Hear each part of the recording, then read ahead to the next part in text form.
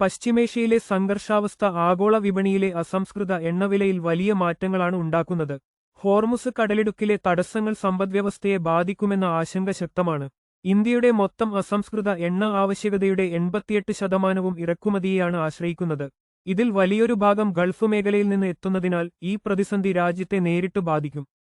എണ്ണവിലയിലെ ഈ കുതിച്ചുചാട്ടം സാധാരണക്കാരുടെ ജീവിതത്തെ ബാധിക്കുന്ന 7 പ്രധാന മേഖലകൾ താഴെ പറയുന്നവയാണ്. 1. പാചകവാതകം. ആഗോള വിപണിയിലെ വിലക്കയറ്റം ആഭ്യന്തര വിപണിയിലെ സബ്സിഡി ഘടനയെ ബാധിക്കും. 2. പെട്രോളും ഡീസലും. ശുദ്ധീകരണ ചെലവ് വർദ്ധിക്കുന്നത് ഇന്ധനവിലയിൽ സമ്മർദ്ദം ചെലുത്തും.